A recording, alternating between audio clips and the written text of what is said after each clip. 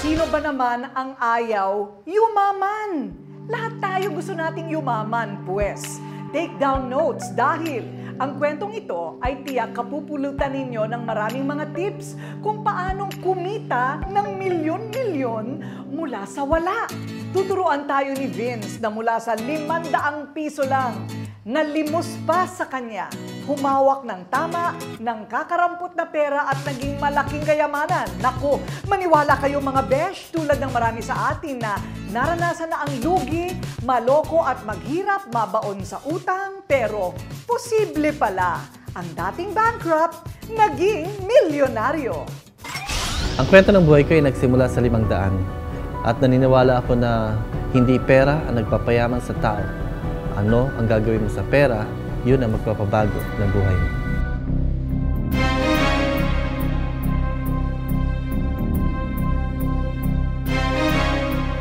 Malayo sa masalimuot na buhay ni Vince sa Hagon noon, ang maginhawang kabuhayang kanyang tinatamasa ngayon. Nang dahil lang sa isang 500 peso bill. Puhunang pera na naging daan niya para sa siya'y muling makabangon at maibalik ang buhay na inagaw sa kanya ng mapaglarong pagkakataon. Paano ito nangyari? Heto at panoorin ng mala teleseryeng Ikot ng Kapalaran ni Vince. Vince! Lumabas ka dyan! Magbayad ka ng utang mo! Mailap sa tao, nagtatago at walang mukhang maiharap sa kanyang mga kapitbahay sa Blumentritt. Halos magwawalong taon na ang nakakalipas nang sumadsad ang kanyang negosyong printing press sa kasagsagan ng pagpasok ng mga dayuhang negosyante sa bansa. Nabaon sa utang, nalugi, na bankrupt. Unti-unti yung mga dati namin mga customer, lalo na yung mga malalaking kumpanya, naglilipatan. So napakabigat sa dibdib, lalo na nung hindi ko alam kung saan ako pupunta. Nilapitan ko halos lahat ng mga kamag-anak ko, kaibigan. Pero walang nagbigay ng pagkakataon ng tulong. Sariwa pa sa alaala ni Vince ang bigat ng kanyang naranasang pagsubok. Ang kanyang paggising at pagtulog ay nawalan na raw ng saysay dahil sa abot-abot na problemang dumarating sa kanya araw-araw. Dinadaan na lang daw niya sa kapeng mainit ang kalam ng sikmura at naging paraan niya para manatiling gising upang malabanan ang bangungot na ito sa kanyang buhay. Wala na ako ng karangalan yung time na yon. Minsan din ako umuwi ng bahay para lang makapagtago. Pero minsan ko naisipan na mawala na lang sa mundo. Sa gitna ng dagok na dumating sa bankrupt na negosyante, ang tanging natira ay ang pamilyang nagmamalasakit sa kanya. Nakita ko yung hirap na pinagdaanan nila. Itong kapatid ko na si Alba, iyak na iyak. Pero walang magawa. Pero alam kong matatag si Vince. May magagawa siya. Gamit ang mga paa dahil walang kapera-pera, isang hingang malalim sabay sabi sa sariling, laban lang. Nakipagsapalaran si Vince maghanap ng mapapasukang trabaho. Sa huli, nganga pa rin siya hanggang sa hindi niya namalayan. Dinala na siya ng mga pagod niyang mga paa sa isang kapilya. Sa panalangin ko, sabi ko, kung yung nararanasan ko ngayon ay isang parusa, tinatanggap ko po siya ng buong buo. Pero sawa na po ako sa kalagayan ko, hirap na po ako. Ayoko na po maging mahirap. Lord, isang anghel naman dyan. Pahingi naman ng isa. Naidlip si Vince sa loob ng bahay dalanginan. Hanggang sa maramdaman na lamang niya, may kung anong bagay ang kanyang nahawakan sa kanyang mga kamay. At isang boses ang nagsabing, mula sa perang yan, babangon ka muli at magtatagumpay. Basta't ibahagi mo rin yan sa iyong kapwa. Alam niyo bang ang perang natanggap ni Vince sa itinuturing niyang galing sa sugo ng langit ay ito? Isang 500 pesos na papel na magiging daan pala para siya ay magkaroon ng second chance, pangalawang pagkakataon, na siya ay bumangon at maging maganda ulit ang kanyang tayo sa buhay. No more dark secrets because meron na tayong Kili-Kili Kit! You have the Deo roll-on for day and at night para manuot ang whitening Kili-Kili Underarm Serum. Double action na yan for your Kili-Kili. Vince, sino ba yung nagbigay sa yung taong yun ng 500 piso na napakagalante naman? Wow! Well, ako hindi ko siya kilala, pero probably nakarelate siya sa kalagayan ko during that time. And nung binigay niya yun, siguro bukal sa kanyang kalooban and maligaya siya na sa tingin niya na kaya na itong mabago yung buhay ko. Baka naawa sa'yo kasi nakasalampa ka yata doon sa simbahan. Yes, at saka sobrang ano ko nun sobrang payat ko. And syempre, siguro sobrang awa niya and nakikita niya na talagang kailangan ko. Para sa akin, para siyang anghel na hulog ng langit, ginamit na instrumento ng Diyos para somehow matouch ako or ma-reach out yung taong katulad ko na naghahanap ng pag-asa. Ilang araw din niyang pinag-isipang mabuti kung saan at paano pararamihin ang maliit na puhunang ipinagkaloob sa kanya ng langit. Hanggang may makita siyang isang online business.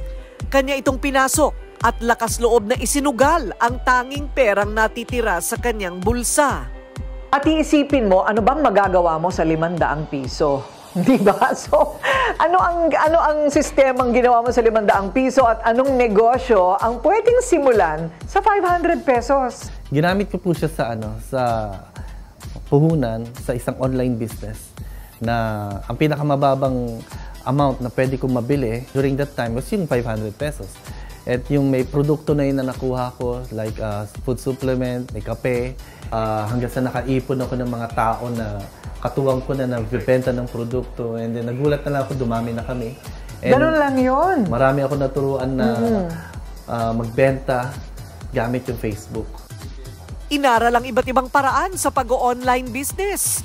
At dahil sa sipag at tiyaga, kalakip ang diskarte. Hindi naman siya nabigo.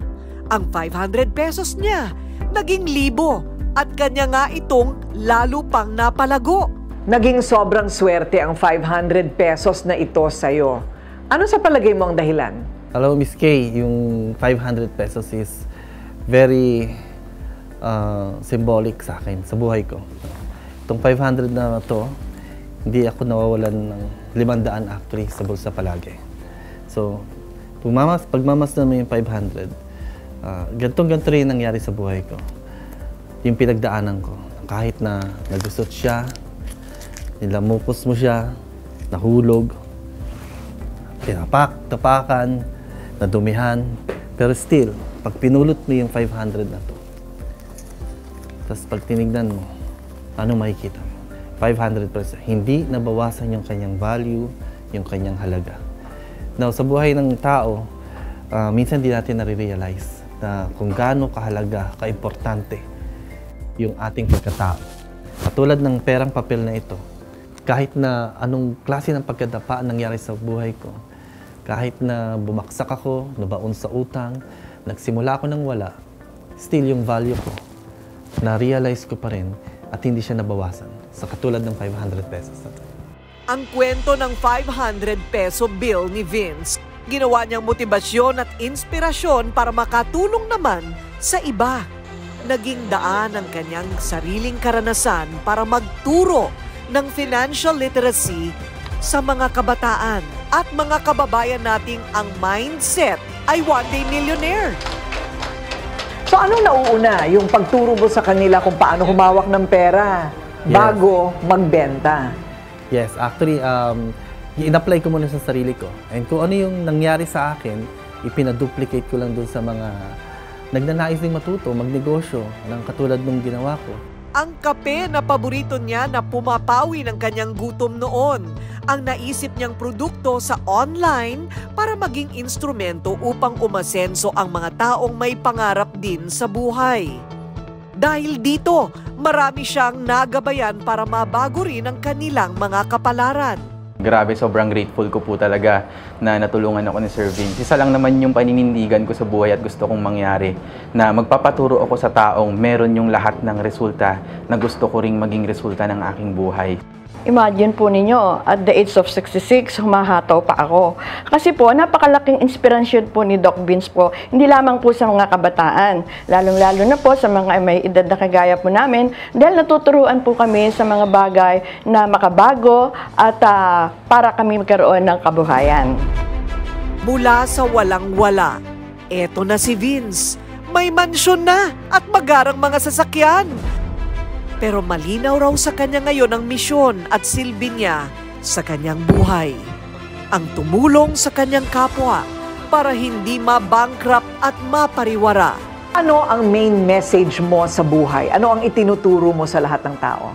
So ngayon ang itinuturo ko po yung aking advokasya, lalo yung pagbabago ng isip. So yung malapit sa puso ko, yung KKK ko, yung 3 K ng aking buhay.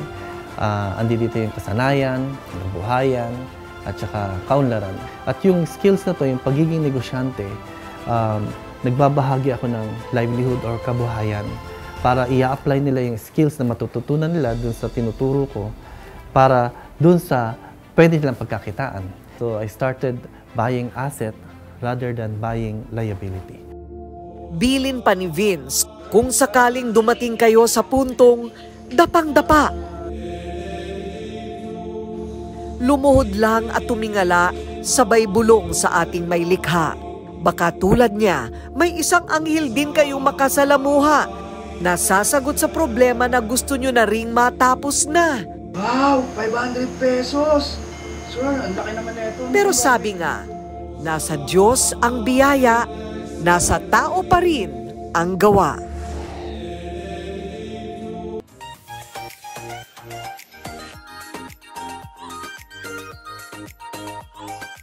Ito pinag-aralan talaga namin.